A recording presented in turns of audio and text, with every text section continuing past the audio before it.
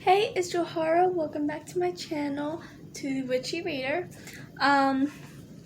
So I'm going to do a tag, which I'm excited for because I love tags, and this is one I actually saw quite a while ago, and I never did it. I always meant to, but I have like a lot of tags too all ready for me whenever I decide to do them. So I decided to film 2 videos today because I was sick for a good week, so I didn't really get any filming done. And I did manage to do a writing vlog the other day, but I ended up having to cut it short because I started feeling like crap again. But I'm feeling so much better, and yes. Ugh, my mouth's so dry. So this is the Disney book tag, which is intriguing. So yay. So right now I do not have bookshelves set up. All my books are in bins, and because I moved, it was not like moving, like I'm still in the same house, but I was downstairs in my own little mini apartment, but someone else is there right now, a roommate to pay rent and stuff and give us a little extra money, and I was upstairs, but my mom and I were talking, and we decided it was better for my sisters to be up there, because if they're down here, there's only 2 rooms down here, so my mom has her own room, and then my 4 siblings all cramped in this room, and the rooms upstairs are bigger anyways, so they can just split them up 2 and 2, which is better for the long run. So I'm here, and downstairs there is a mini apartment, but there's also this other area downstairs that's not part of that apartment, so we're going to set up a little mini library for me there. I already have 1 bookshelf ready for whenever I put my books there. That's my Iron Hunter bookshelf. But when I was moving all my shelves and stuff around, I realized how crappy the other 2 I bought were, because they like completely fell apart. And I'm just going to get new bookshelves. So at least I have like 3 bins of books, and they're like overflowing. I don't think you can see them. They're in my closet over there, but they're like overflowing, especially my Aaron Hunter bookshelf. Man, I have so many Aaron Hunter books. I have like every book she ever published, except for every book they ever published, because there's 3 authors working together, but except for the newest books in the Warrior series, which I plan on buying once that set is complete, and then I will really own every book Aaron Hunter has ever published. Even though I'm so behind, I need to catch up on Aaron Hunter's books, which I plan to do. Moving on. So I was trying to dig out the books I needed for this tag, and that proved difficult. And I got very tired, and I was almost like, let's not film. But I was like, no, I already got all these books out. I'm filming. But there's still 3 books I could not find. I know they're in there, but they're probably way at the bottom, and it's like I'm not taking all my books out just to put them back. So there's 3 that's on my list that I'm not going to be able to show you the book, but they are books I have shown before, so you might have seen them, and I've definitely mentioned them before because they're some of my favorites. So yeah, let's get started on this tag, shall we? Question 1 is The Little Mermaid, a character who is out of their element. So this one is one of the books I could not find. It's a duology, and I absolutely love it. I actually plan on rereading this soon, but I chose Ziri Greenapple, the main character. She and this is kind of a bit on the nose one, because in the second book, her and her friends all have to go through these transformations because they're all looking for some. It's been a little while since I read the books, but the second one, Magic Below, they all have to. Well, they don't really. Okay, I think she's the only one that actually transforms into something, because one of her friends goes and is like flying in the air, but I don't think she's actually has wings or anything. I think she's like in a hot air balloon or something like that. Like I said, it's been a while since I've read the books. But then one of them is walking on ground, and one of them is doing it underwater. Ziri is underwater, and to be underwater, she has to be a mermaid. And this prompt is Little Mermaid, so it's a little bit on the nose, but I thought, you know what, this is probably the best book to really go with this one, because she becomes a mermaid, and she's out of her element, just like Ariel gets out of her element when she stops being a mermaid, so it's like the complete opposite. Wow. Number 2 is Cinderella, a character who goes through a major transformation. Another book I couldn't find, but it's somewhere in there. Skinjacker Trilogy, Nick. Skinjacker Trilogy is about Everlost, which is the place in between life and death. It's for when you are either in a coma or aren't ready to move on, or you just don't make it to the light somehow, or something like that. Something happens, and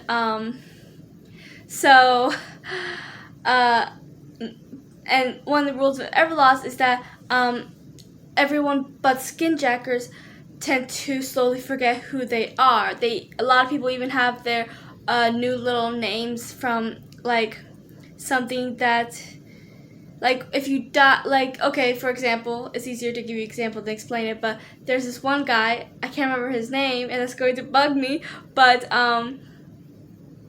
he drowned. He is in swimming trunks, and he's always dripping wet because he drowned, and that cannot change. Nick died with eating chocolate, so he has a smear of chocolate on his face.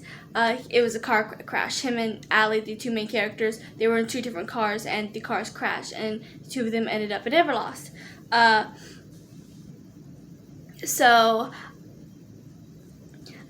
But if you focus on something like Nick focused on that chocolate smear that was going to be on him forever, it kind of overtook him, and so the smear got bigger and bigger and bigger until he was known as the chocolate ogre. And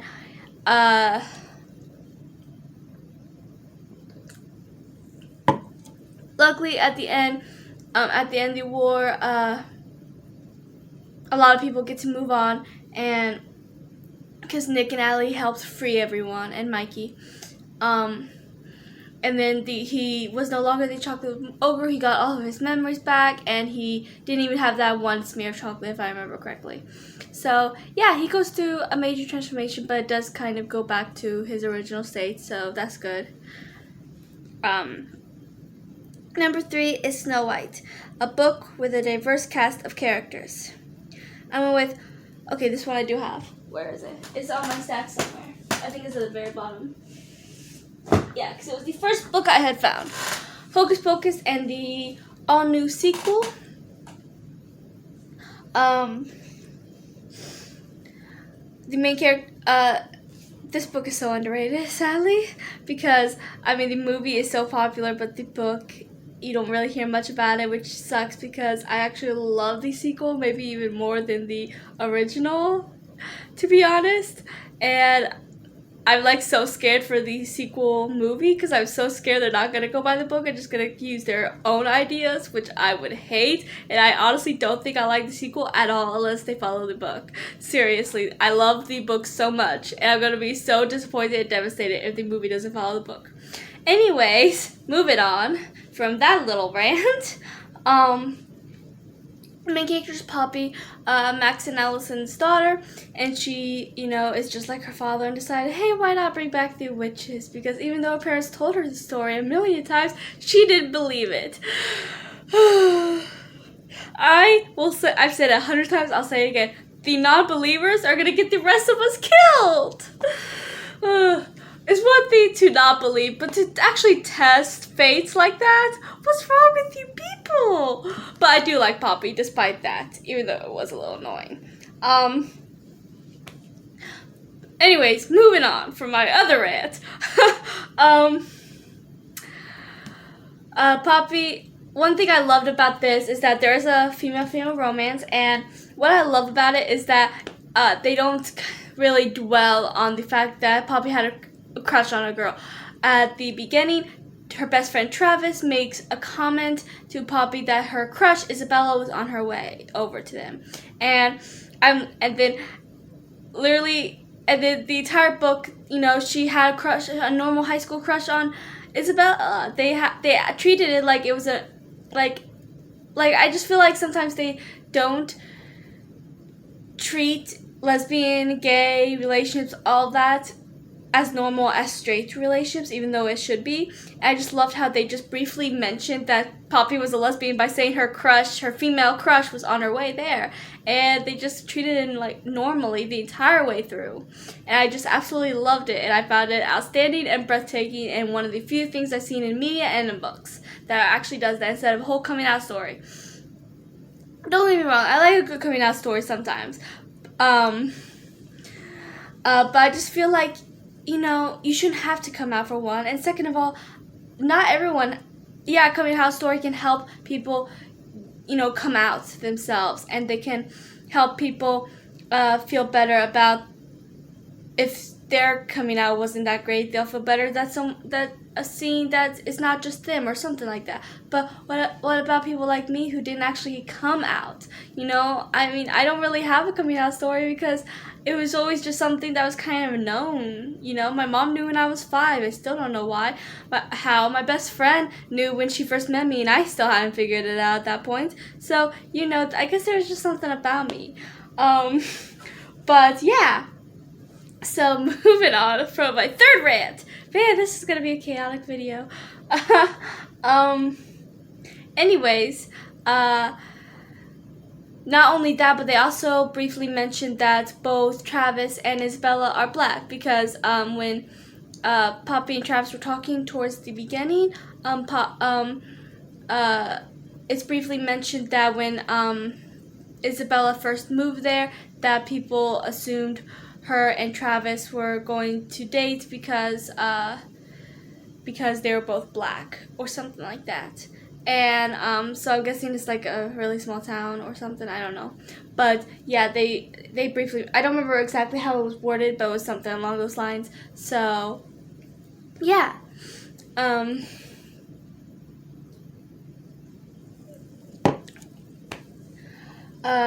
But I absolutely love this book, so if you love Hocus Pocus, then I suggest reading the sequel. The beginning is actually just like the movie. There is a couple extra scenes that wasn't in the movie, but not even halfway through they jumped 25 years and the rest. And so the majority of the book is the sequel. And if you don't want to read the first part, you don't really have to, because like I said, it's almost word for word except for a couple extra scenes they threw in that wasn't in the movie. But yeah, I definitely highly recommend it because I absolutely loved it. Next on my list is 4, Sleeping Beauty, a book that puts you to sleep. Ever After High, the Storybook of Legends. I don't own that book anymore because I got rid of it since I didn't like it. But I found the 3rd book in the series, so I thought I will show you this. This is the 3rd book in the series. So, funny story, I mentioned it before when I talked about that series, but I'm going to mention it again for any new subscribers and stuff. When I was in elementary school, when I first discovered this book, the 3rd book in the series, but I didn't know it was a part of a series. I just noticed it was about Ever After High, which I like. I don't like as much as Monster High, obviously, because Monster High is superior, but Ever After High is still pretty good. And so I don't think it was elementary school. I think it might have been middle school. I don't know. But I found it, and it was also set at Wonderland, the full world, and it was about the Wonderland characters, which are also my favorite characters in the series. So I was like, ooh, I'm intrigued. I want to read it. Not knowing it was a part of a series. Oops, my bad. But eventually I finally decided to buy all 4 books in the series. And this was like would have been years and years later. So I was like, and I was curious if I still liked the third one. I mean, I hardly remembered it because I only read it one time. So I did that. But the first book was so boring. I was like, oh my gosh, and I usually don't force myself to read a book that I can't get into. I usually give it a good halfway through because my motto is if it doesn't pick up in the middle, then it's probably not going to. I mean, some books do take a good halfway to get really into the story and get good. So I always give it to the halfway mark, unless something really annoys me that makes me stop sooner. But Twilight, I couldn't even get that far.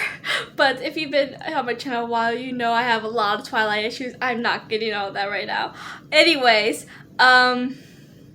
so I finally forced myself to finish that book, and it was a lot like the first season of Ever After High, which kind of makes sense because I don't really like the first season of Ever After High myself. There's a few scenes I like, but I mostly watch the second, third, fourth, and fifth season, because I think, yeah, there's 5. So yeah, I pretty much skipped the first season, except for I might watch a few scenes that I did like when Ashlyn and Hunter announced that they were dating, and the ball dance, whatever, where Ashlyn told Hunter that she loved him or something like that. I like that because I like that couple, but that's about it. But and then I read the second book. It was not very good either. I rated it. It was a little better than the first one, so I rated it high. I think the first book I rated 1 star, second book 2 stars, and then fourth book I don't remember if I rated 1 or 2 stars. I think it was more on the 2 side. But yeah, fourth book, as you could tell, I didn't much like either, since I just said I rated it like 2 stars. It was not interesting.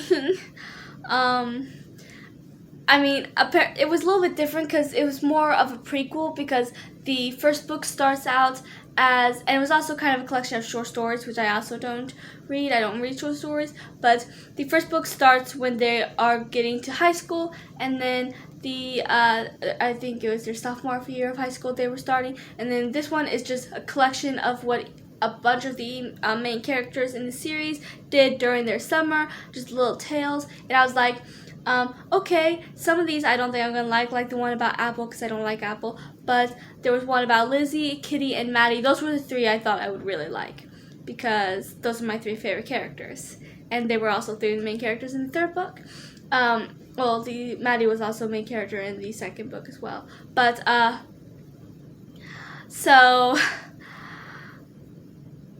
But even the characters I did like, I found their stories boring and really unnecessary. Like, I don't even see the necessity of that book. I don't know.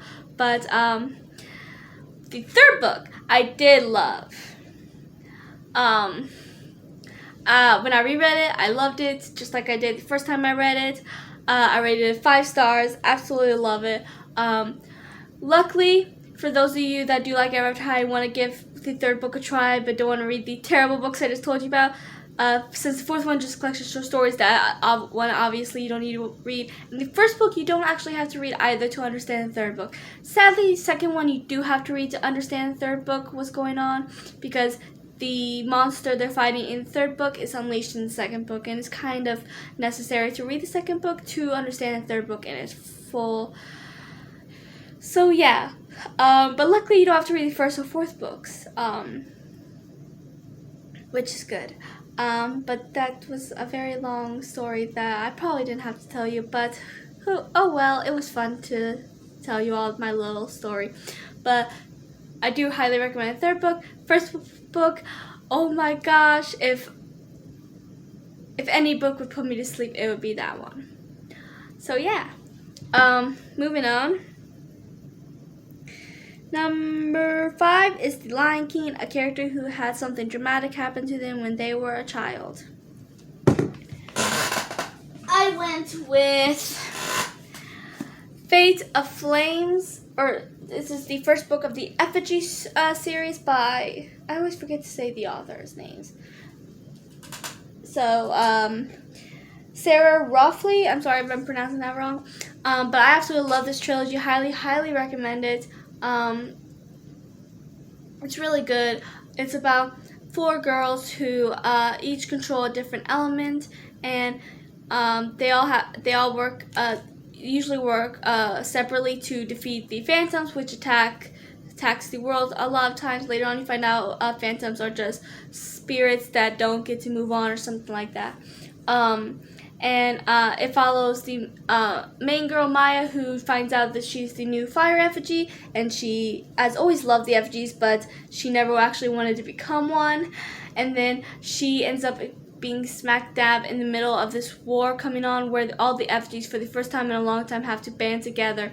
And when one effigy dies, the other one is called, but that effigy doesn't get to like move on or something. It's like a new life. It's like past life kind of thing. Only so, and the effigies can do a thing called scrying, where you kind of look back on the previous effigies of your element, and because there's this whole mystery about how the previous effigy of the previous fire effigy died, and there's this whole mystery about it, and this new guy Saul, who said he was an effigy too, even though there's 4 elements, and he was trying to he was after Maya because he wanted the first fire effigy back, because that was like his lost love or something. So yeah, and but Maya, the main character, before the book starts, she had went through something extremely traumatic. Her twin sister and her parents had perished in a fire, and the only reason why she survived is because she had snuck out, and so she lives with her uncle, and she had lost pretty much everything, and she was miserable 24/7. But yeah, she ends up things get better for her and stuff, so that's always good. Next is 6, Beauty and the Beast, a beast of a book that you were intimidated by but found the story to be absolutely beautiful. So books don't really intimidate me much, not even big ones. I mean, I like big books. I mean, yeah, sometimes I might go, when I'm trying to choose my next book, I might go for the smaller ones first, since they'll be easier to knock out, unless, I'm really in the mood for what the big book is about. But I went with, this is probably the biggest book I own, and it might be the biggest book a lot of people own, to be honest, but it's Harry Potter and the Deathly Hallows. Look at that. This is the first chapter series I ever really read. And it's what really got me into my love of reading, and it was around 2nd or 3rd grade. I would say 2nd and 3rd grade, because I can't remember. I know it was around one of those 2 grades, but I don't remember which one. But yeah, but this is big, and for a 2nd and 3rd grader, that would definitely be intimidating. But I fell in love with the Harry Potter series, and this was the last one, and I had to find out what happened, so I read it. How many pages is it? Because it's so big. I'm pretty sure it's over 700. But I don't remember exactly how much.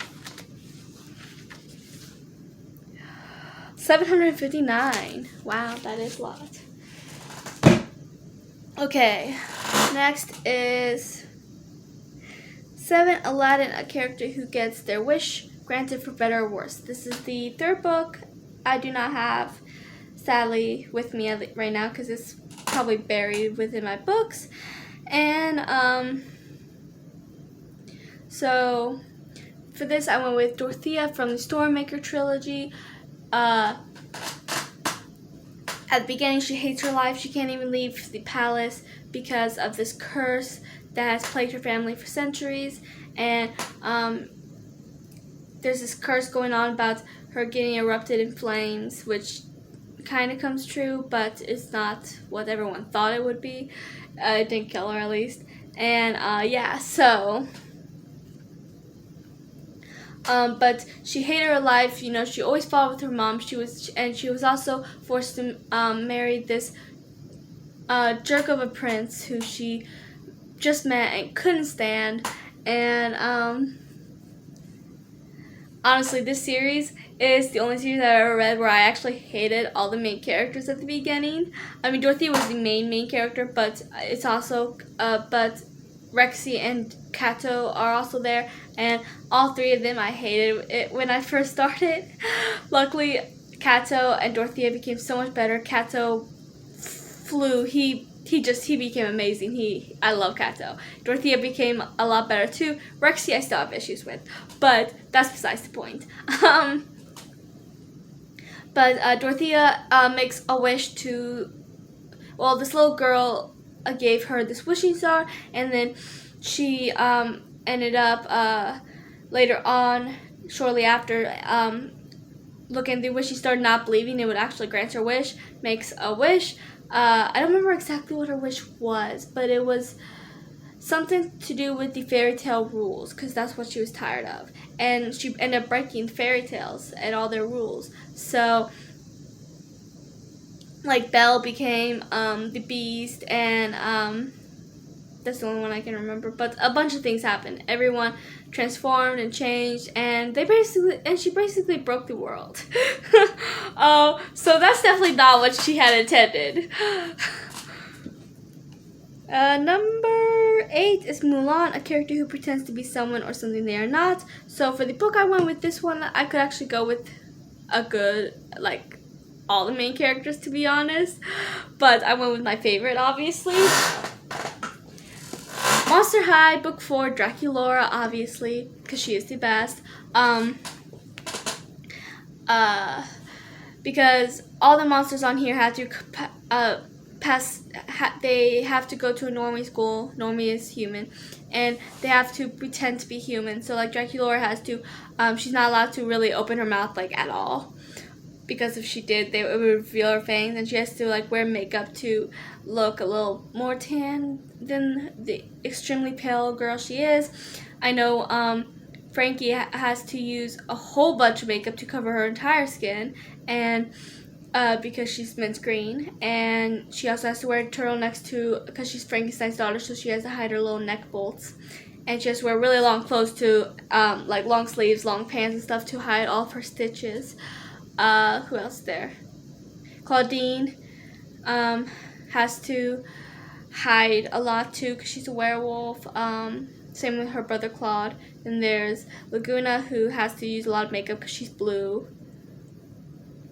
Cleo has to hide because she's a mummy, so she has to hide all her bandages.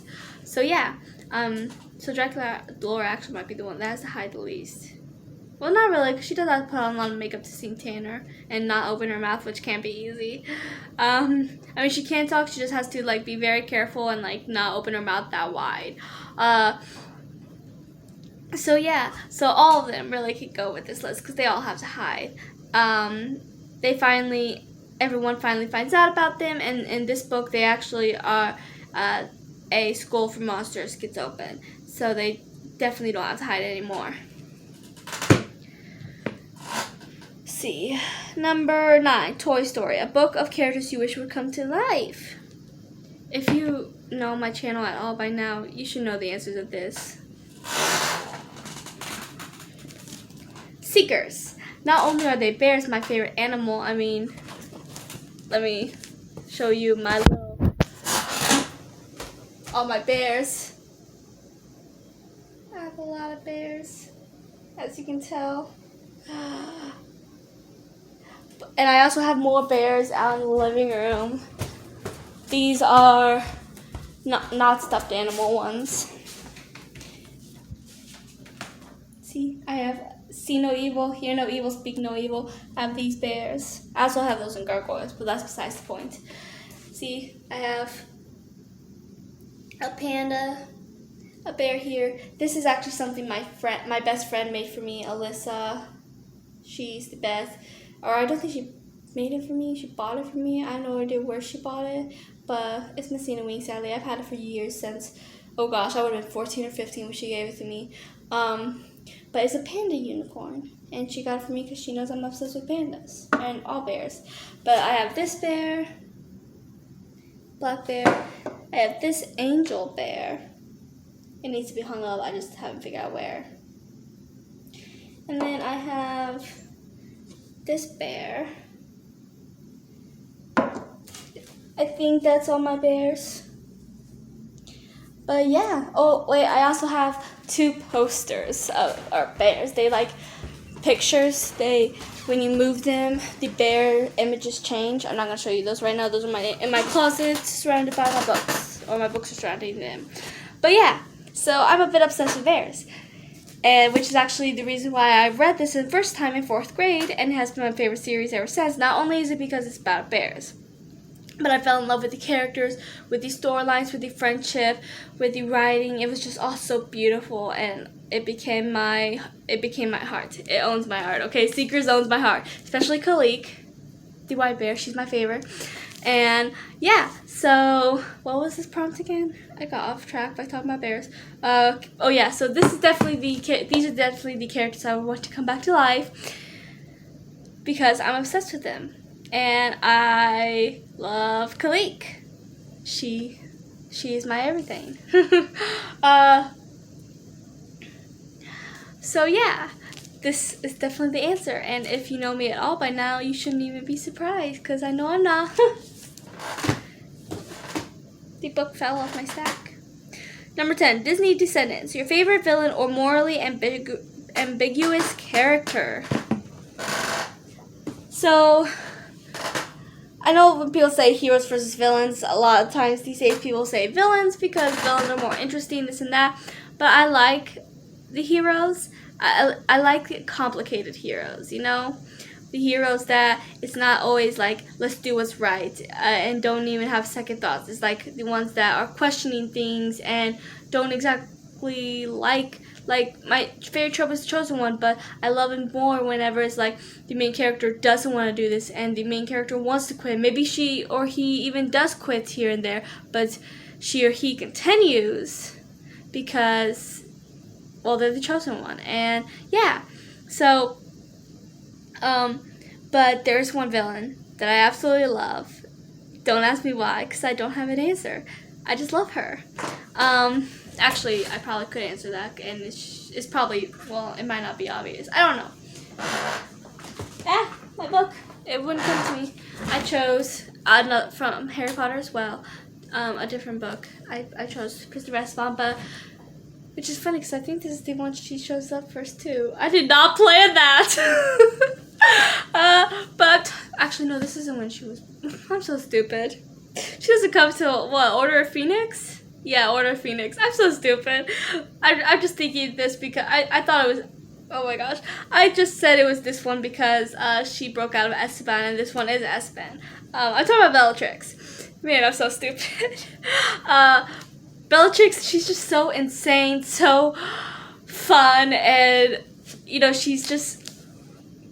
You know, and I love her, and I don't know, when people ask who my favorite book villain is, the first person that comes to mind is Bellatrix. She's the only one that really comes to mind. I mean, most of the villains that I've read, at least, I don't love. I might not hate. There's one villain that one will end up being a half hour. And yeah, that rant will be a half hour because I've gotten those rants before about her and I don't want to do that again. This one is already 33 minutes in. But yeah, so Bellatrix, she's just so fun, so crazy, and I love her. And I know Voldemort's the main villain, but Bellatrix is the one that I love. And yeah, so, and Umbridge is also another villain I hate. But yeah, but I think most of my villains